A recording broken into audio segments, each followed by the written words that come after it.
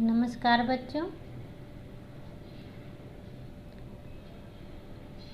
इसके पहले क्लास में हम लोगों ने पाठ 9 का short question answer, MCQ, long question answer और फिलअप्स पेज नंबर 62 और 63 में पढ़ चुके थे। आज हम लोग पाठ 9 का ही भाषा ज्ञान पेज नंबर 64 में पढ़ना शुरू करेंगे। भाषा ज्ञान, लैंग्वेज का ज्ञान। तो इसमें है, पहला प्रश्न है, उल्टे अर्थ वाले शब्द चुनकर लिखिए। आपको ये जो ब्लू कलर का बॉक्स है, इसमें शब्द दिए हुए हैं। जो यहाँ दिए गए शब्दों के उल्टे अर्थ वाले शब्द हैं। आपको सही शब्द चुनकर यहाँ लिखना है। ठीक है, तो ये बहुत ही आसान है आप लोगों के लिए। ठीक है, तो शब्द कौन कौन से हैं? गर्मी, अकुशल, छोटा, जमीन। अब हमें देखना है कि किस शब्द के उल्टे वाले शब्द कौन सा होगा। तो पहला है आसमान। क्या है? आसमान। आसमान का उल्टा क्या होगा? जमीन। आसमान का उल्टा क्या होगा? जमीन। आसमान ऊपर होता है और जमीन नीचे, तो आसमान का उल्टा अर्थ जमीन। फिर ख में है सर्दी, गर्मी। सर्दी का मतलब है ठंडी का मौसम और गर्मी का मतलब है गर्म हवा जब चलती है, लू चलती है, गर्मी का मौसम। सर्दी, गर्मी। ग में है कुशल, अकुशल। कुशल मतलब सब कुछ अच्छा, अकुशल का मतलब कुछ खराब। तो घ में है बड़ा, छोटा। बड़ा, छोटा। तो ये चार, आसमान, जमीन, सर्दी, गर्मी, कुशल, अकुशल, बड़ा, छोटा। अब इन्हीं शब्दों को अगर पलट कर लिखा जाए, आपको जमीन लिखा हुआ मिले और बोला जाए कि आपको उल्टे अर्थ वाले शब्द लिखने हैं, तो आप क्या लिखोगे? आसमान। गर्मी लिखा रहे तो सर्दी, अकुशल है तो कुशल और छोटा है तो बड़ा। तो आपको ऐसे अच्छे से दोनों शब्द अच्छे से याद रखने हैं, ताकि दोनों में जो भी लिखा मिले आपको, आप उसका उत्तर बहुत अच्छी तरह से लिख सकते हैं। अब दूसरा, समान तुक वाले शब्द लिखिए। तुक वाले शब्द मतलब राइमिंग। राइमिंग वर्ड जो हम पढ़ते, जो सुनने में एक जैसा लगता है, राइमिंग वर्ड, पोएम जैसा। तो क में है बोला। बोला का क्या हो जाएगा? झिंगोला। ये जो सबसे अंतिम वर्ण है, ये जो सबसे अंतिम वर्ण है, वो एक होना चाहिए, वो अलग अलग नहीं हो सकता है। तो यहाँ देखिए, ला में आ की मात्रा है, इसमें भी ला में आ की मात्रा है। तो बोला, झिंगोला, ये क्या हो गया? तुक वाले शब्द हो गए। फिर यहाँ क्या है? घटता, बढ़ता। यहाँ पर देखिए, अंतिम वर्ण त है, त में आ की मात्रा, यहाँ भी है त में आ की मात्रा। ठीक है। अब है ग, चलती, तो धरती। इसमें ता में बड़ी की मात्रा है, इसमें भी ता में बड़ी की मात्रा है। घ में है जाड़े, जाड़े का भाड़े। ठीक है, सबका अंतिम वर्ग एक समान है। छोटा, उसका हो गया यहाँ मोटा। टोने, सलोने। तो इसमें ध्यान दीजिए, सभी का जो ये अंतिम वर्ण है वो एक जैसा है, सभी का एक जैसा है। ठीक है, अब हम लोग प्रश्न 3 में आते हैं।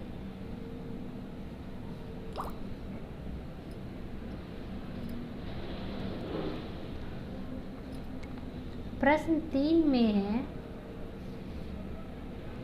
नीचे दिए गए शब्दों में से जो समूह के अंतर्गत नहीं है उन्हें अलग लिखिए। नीचे दिए गए शब्दों में से जो समूह के अंतर्गत नहीं है उन्हें अलग लिखिए। क में है सर्दी, गर्मी, वर्षा, सन, पतझड़। ठीक है, अब देखना है कि इन दिए गए शब्दों में अलग शब्द कौन सा है जो इस समूह में नहीं आता है, इस वर्ग में नहीं आता है।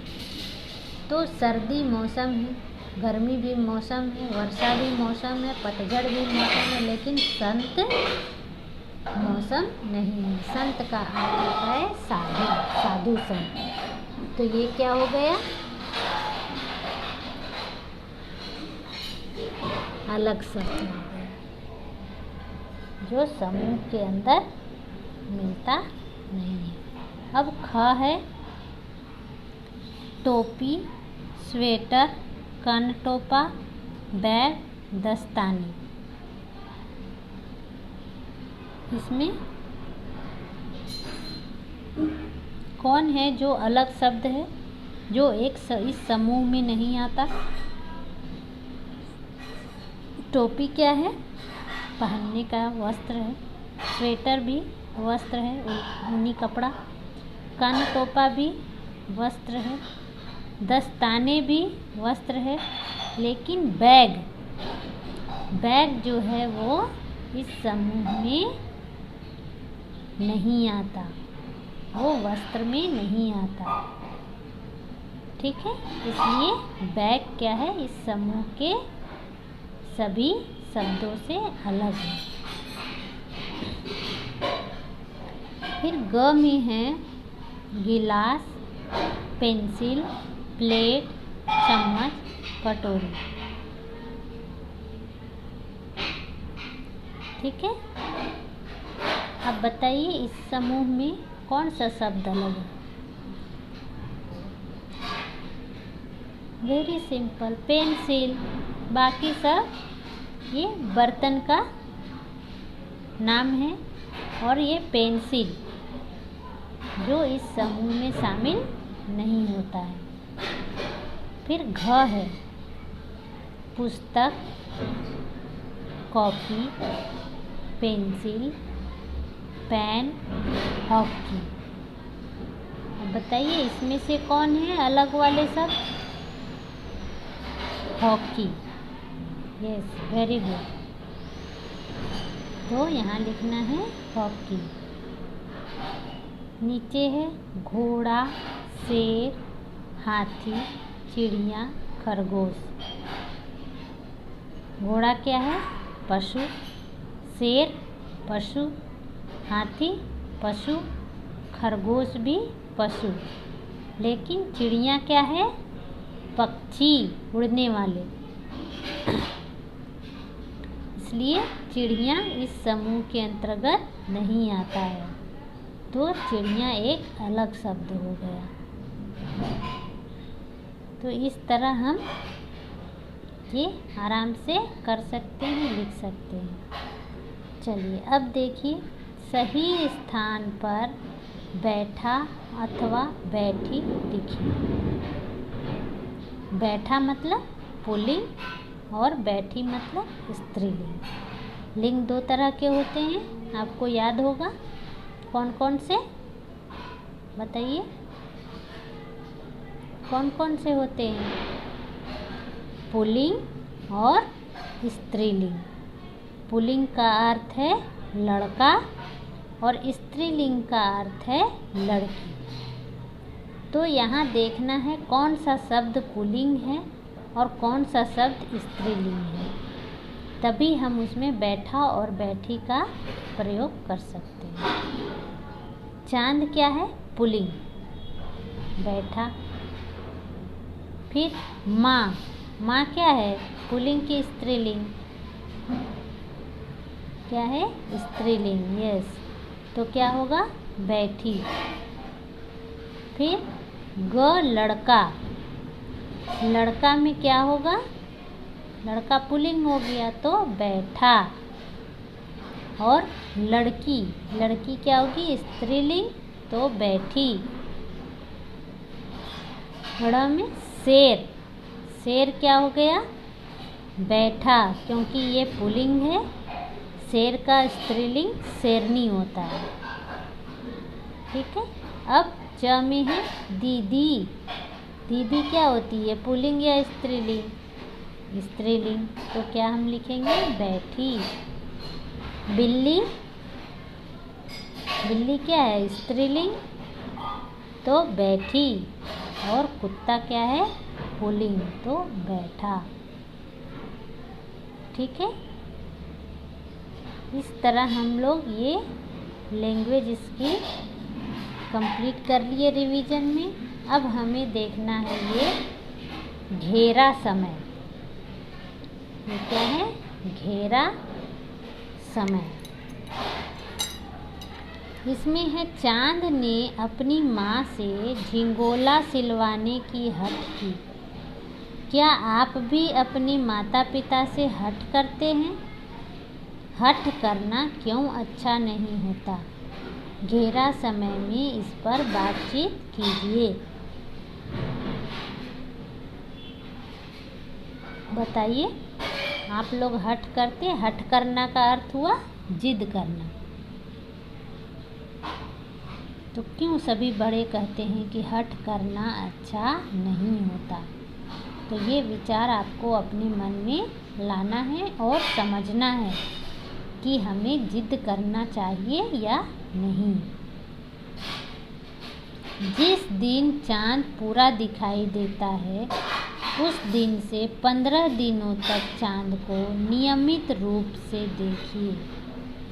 ठीक है। अभी 4-5 दिनों के बाद पूर्णिमा आने वाला है, जब चांद आपको पूरा दिखाई देगा आसमान में। तो आप देख सकते हैं, ध्यान दे सकते हैं कि जिस दिन पूर्णिमा होगा, आप अपने पेरेंट्स से पूछ लीजिएगा, अभी 4-5 दिनों के बाद ही पूर्णिमा आने वाला है। तो उस दिन आप आसमान में देखिएगा, चांद पूरा गोल दिखाई देगा। ठीक है। और 16वें दिन से फिर अगले 15 दिनों तक आप पूरे चांद को देखते रहिए। ठीक है। वो धीरे धीरे धीरे धीरे छोटा होते जाएगा, फिर हाफ मून में आएगा, हाफ मून से क्रिसेंट में आ जाएगा।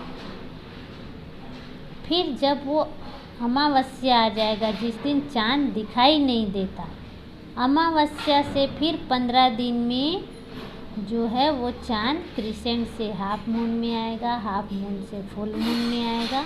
इस तरह वो फिर पूर्णिमा तक 15 दिनों में पूरा गोल हो जाएगा। ठीक है। तो जिस दिन चांद नहीं दिखता है उसे अमावस्या कहते हैं, और जिस दिन चांद पूरा दिखाई देता है उसे पूर्णिमा कहते हैं। ठीक है। अमावस्या में इसलिए रात अंधेरी होती है, अंधेरा होता है रात में, और पूर्णिमा में चांद की रोशनी से रोशन होता है, इसलिए धरती में उजाला होता है और इसे पूर्णिमा कहते हैं। ठीक है बच्चों, नमस्कार।